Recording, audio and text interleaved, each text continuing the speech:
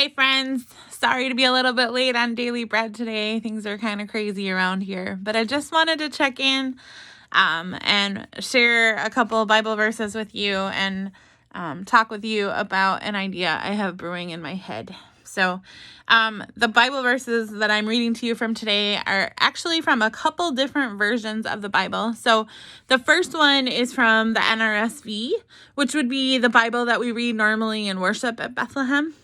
And the verses I'm reading to you are from Romans chapter 12, verses 1 and 2.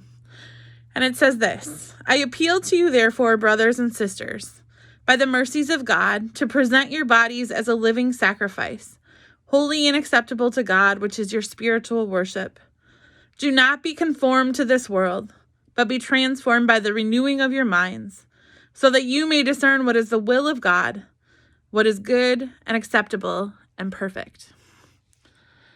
Then the same two verses in a different version, which is from Eugene Peterson's The Message. So it's not really a translation of the Bible, but it's kind of like a paraphrase into words that sometimes we can more easily understand. And that one says this: so here's what I want you to do, God helping you. Take your everyday, ordinary life, your sleeping, eating, going to work, and walking around life, and place it before God as an offering. Embracing what God does for you is the best thing you can do for Him. Don't become so well adjusted to your culture that you fit into it without thinking. Instead, fix your attention on God. You'll be changed from the inside out.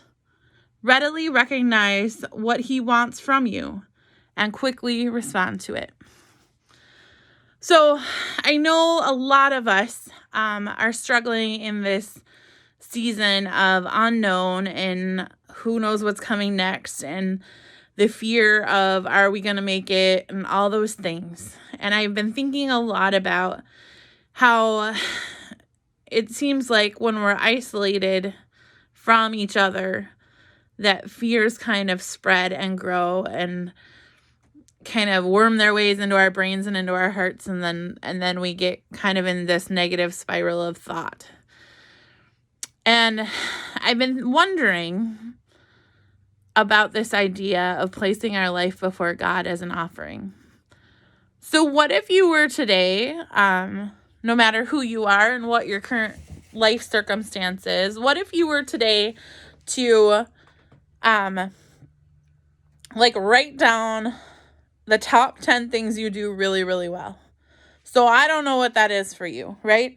It could be that you're really awesome at writing letters to people, or you're really good at talking on the phone, or you're really good at construction projects. I don't know. What are your 10 things, okay? And so then look at those 10 things, and what are some ways that you could plug those skills into helping your neighbor or helping other people in the area? Because when we're wondering what is going on in the world, and we're wondering where we fit in it, and we wonder what's going to happen next, one of the best ways to get us out of a negative thought cycle is by helping somebody else. So we know for sure that the main commandments are love the Lord your God with all your heart, soul, and mind, and love your neighbor as yourself, right? That's what God mandates us to do, commands us to do. So how can you take the things that you do really well, the gifts that God has given you, and use them to help others?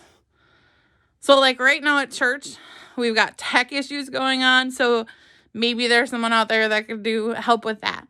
We've got a ton of phone calls we need to make to check in on people. Maybe some of you can help with that. But there's people everywhere that are swamped with all the things that could use help.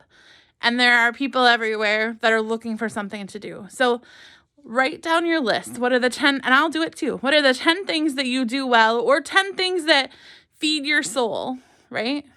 That give you joy, that help you remember that God is good.